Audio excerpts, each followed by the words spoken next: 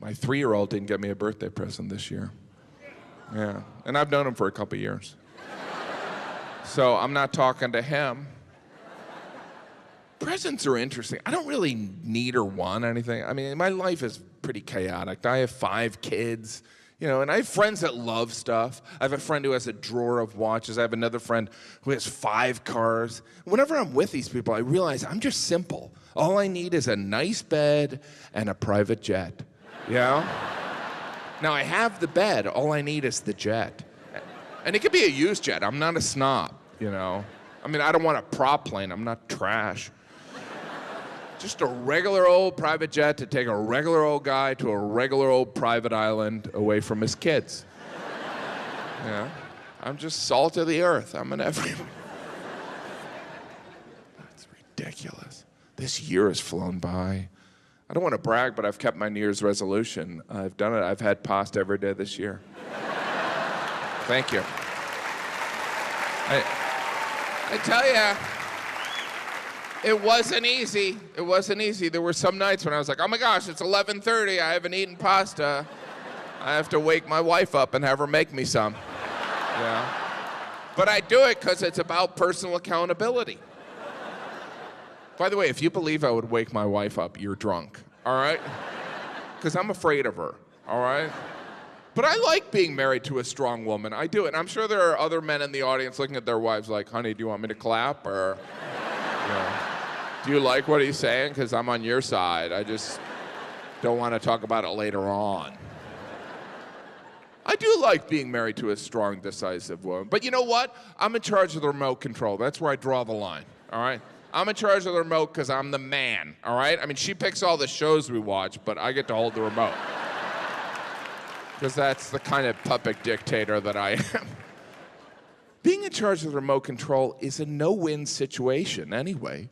The person you're watching with is never satisfied. They're like, turn it up, I can't hear it. And then you turn it up and the commercial comes on. Turn it down, what's wrong with your hearing? I'm always in trouble when we watch television. Stop crinkling that bag. Once I got in trouble for sneezing. Why would you do that? I think it's involuntary. Well, now I didn't hear what that guy said. All right, I'll rewind it. Oh, now it's starting the whole episode over. Here, you should be in charge of the remote. I'm gonna go back to hiding in the bathroom. Because I'm a man. Hey, it ain't brain surgery. I love how we measure the difficulty of everything versus brain surgery. Hey, it ain't brain surgery. It ain't brain surgery. What do brain surgeons say? Like, hey, it ain't like we're trying to talk to women. Hey, I'm a brain surgeon, buddy. And I didn't appreciate that. He made me uncomfortable. Went to the drugstore.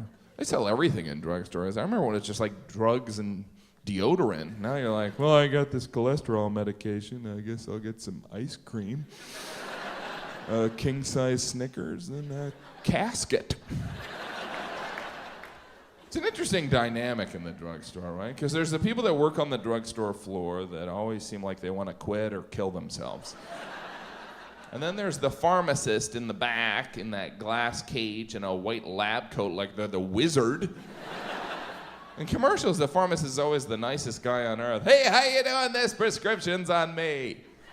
In reality, doesn't it always seem like you're inconveniencing the pharmacist? They're always like, what do you want? I was working on my time machine. I need these pills. Yeah, it's gonna be like 5 hours. Why don't you go and sit on that metal chair across from the condoms? You ever sit on that metal chair?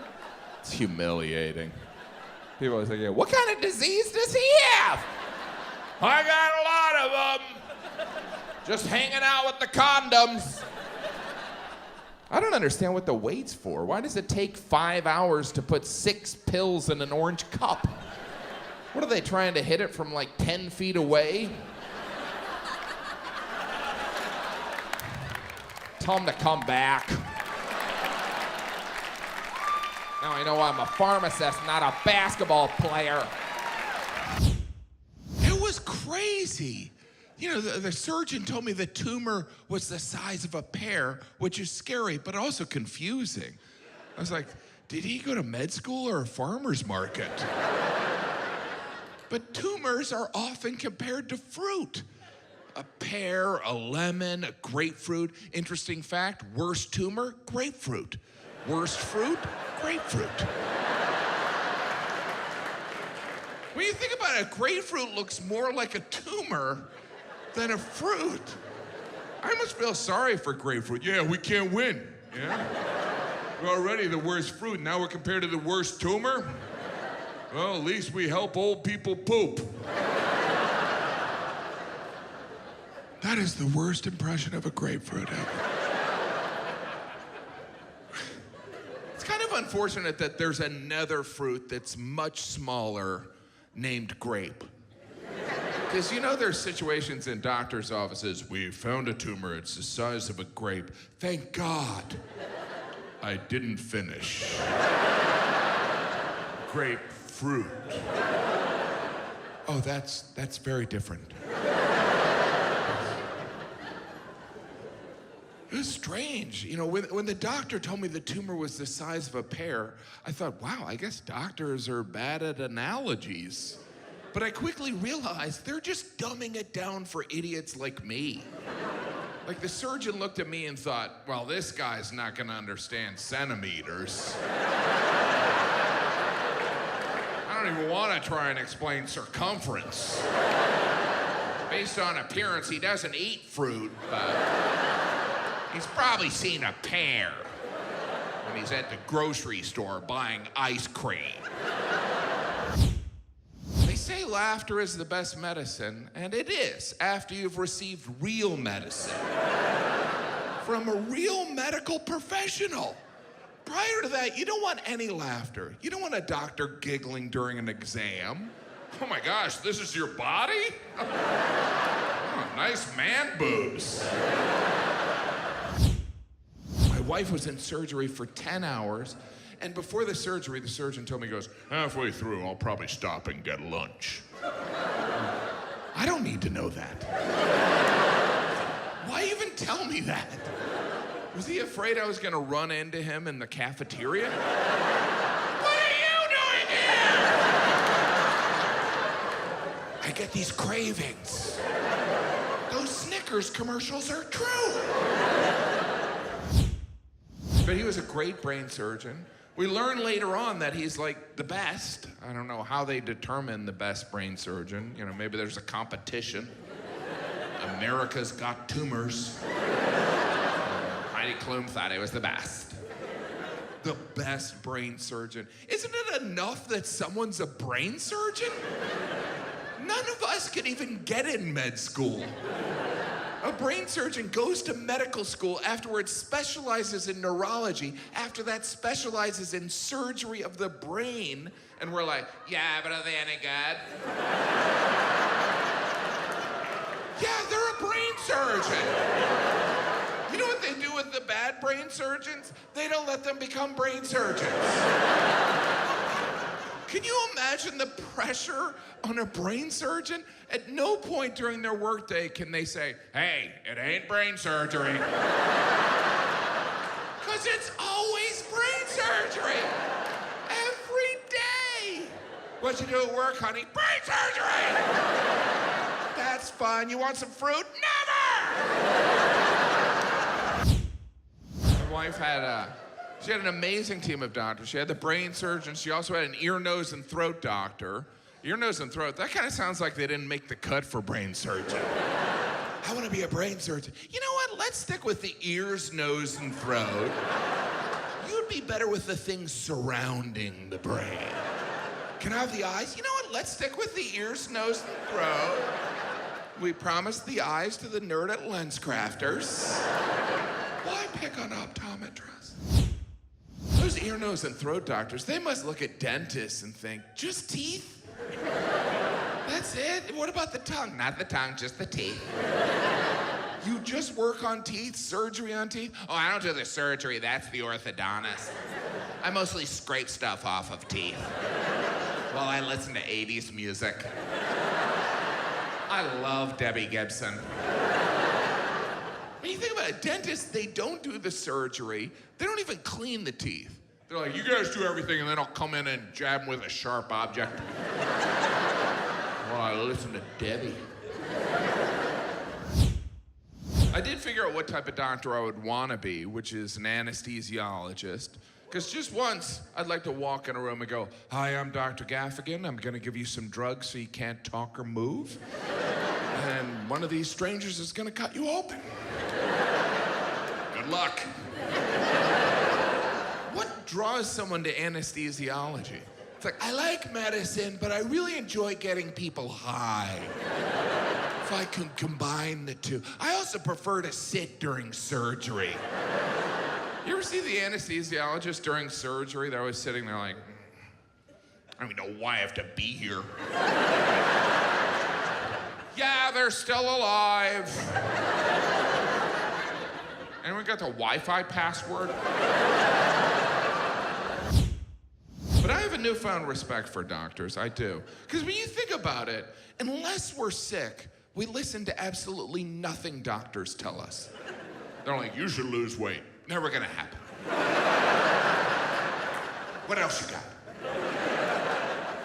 You should exercise. Does eating French fries count? Get out of my office. I don't even listen when I bring my kids to the doctor. The doctor's like, to avoid an infection. I'm like, my wife's like, what'd the doctor say? Don't pick the scab. I don't listen to nerds.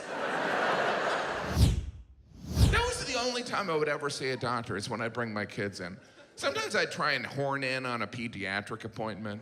The doctor would be like, how's little Mikey doing? Mikey's good, he's good. He's a little worried about this mole I have on my arm. Yeah, I explained to Mikey that I've always had the mole, but Mikey thinks it might have changed colors. Jim, would you like to make an appointment? No, it's Mikey. He just needs a thumbs up or a thumbs down on the mole. I know Mikey doesn't want to play the Hippocratic Oath card, but you have to tell us, don't you? I hope it doesn't sound like I'm picking on her, because I'm grateful to have her in my life. It's nice to have a partner, someone looking out for you, you look out for them. Like I did 2 weeks of shows out of town in December, and when I came home, my wife informed me that she made me an appointment for the gastroenterologist. If you're unfamiliar, that's the doctor that sticks the camera up your butt. I mean, they do other things, but that's what they're famous for. That's probably how they attract people to the field. You like photography? And I got a job you're gonna love. I didn't ask my wife to set up this appointment. I wasn't sick, I didn't have any symptoms. She just did it because she was looking out for me. So she casually brought it up. She goes, just so you know, I made you an appointment for the gastroenterologist. And I said, just so you know, I won't be going. She was like, why wouldn't you go? It's just a consultation. I said, well, it's the principle. I'm an adult. I make my own decisions. Thank you. Anyway, so I'm at the gastroenterologist. The doctor starts to describe the procedure. And I said, look, I should probably let you know, I don't really enjoy getting my picture taken. I would be open to an ultrasound. I think a lot of men are curious what the jelly on the belly feels like. Anyway, the doctor, he didn't think it was funny.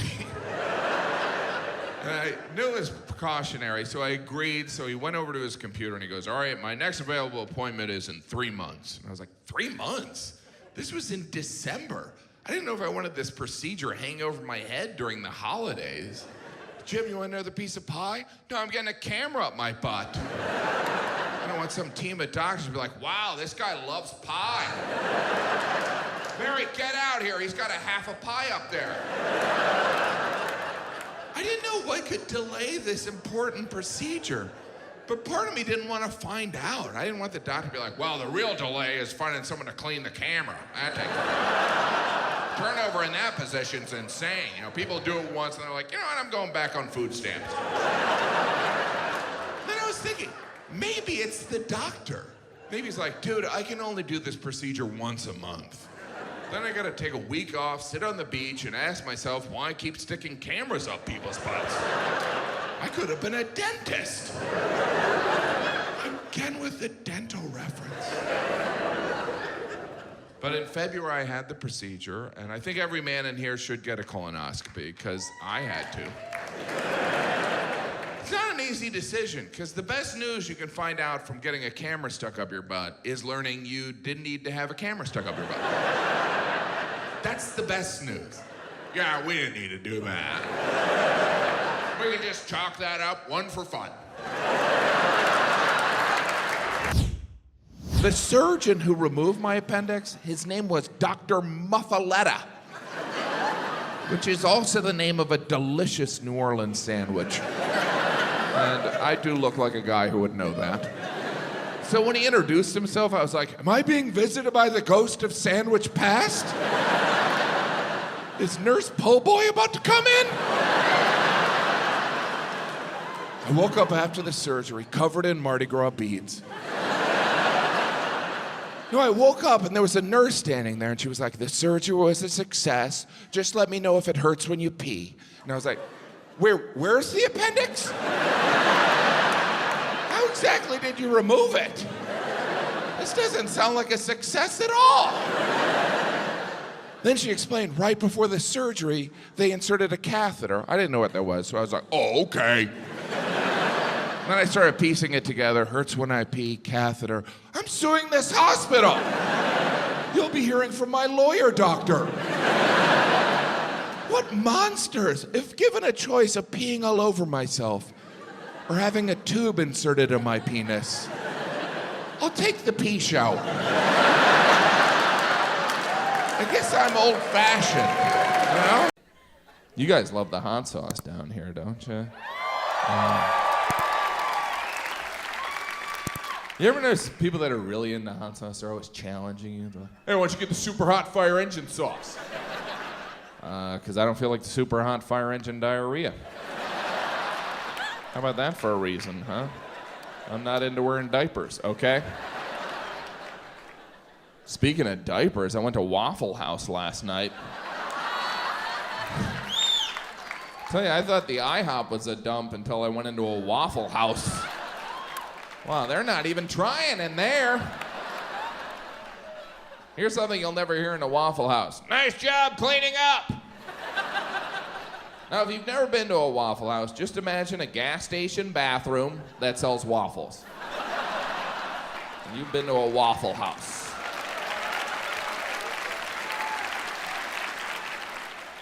I love Waffle House.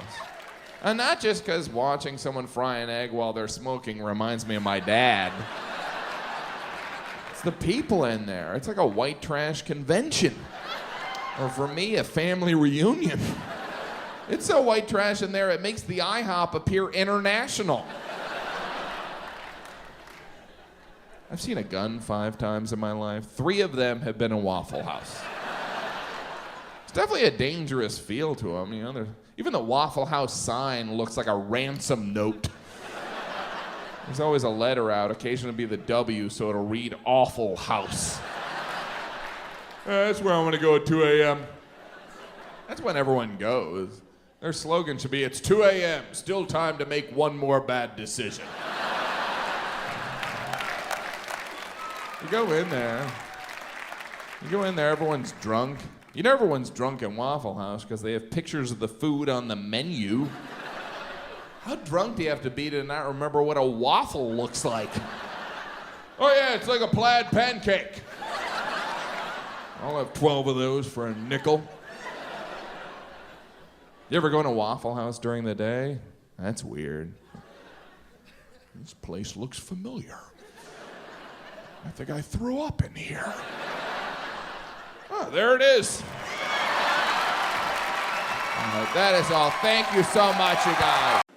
It's weird. I work in the entertainment industry, and I understand there's a commonly held belief that people that work in show business are narcissists that are grossly overpaid for unimportant jobs, but believe me, it's amazing. It is. Who cares?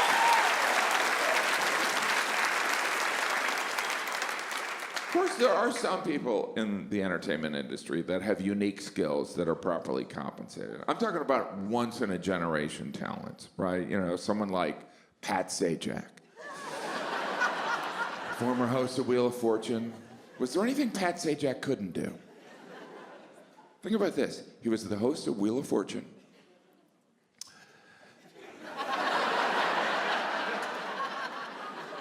He was like a Renaissance man. I'm sure Pat Sajak's a good guy. And I love Wheel of Fortune, and I'm not even 80. I love Wheel of Fortune. So when he announced his retirement, I was kind of bummed, you know?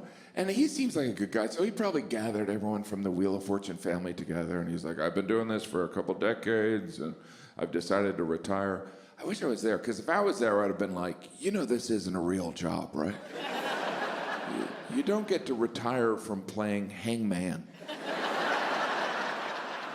The appropriate thing to do is to apologize and give back all the money. Because Pat Sajak had a good gig. You know how much he made a year? $17 million a year. Yeah, that could buy a couple vowels. 17 million. And he didn't even turn the letters. That was probably part of the negotiation. He's like, I can't do everything. So they got Vanna White. He made 17 million. Vanna made 3 million. I think we'd all agree they both should make nothing.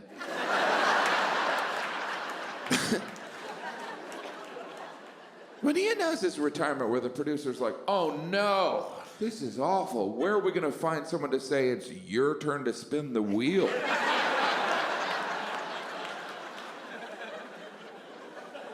The good news, there is good news. Pat Sajak is continuing on as a consultant on the show. I don't know what consulting work there is on the Wheel of Fortune. Any new letters come out today?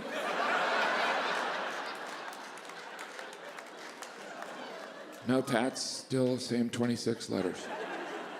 All right, well, I'll be in my office.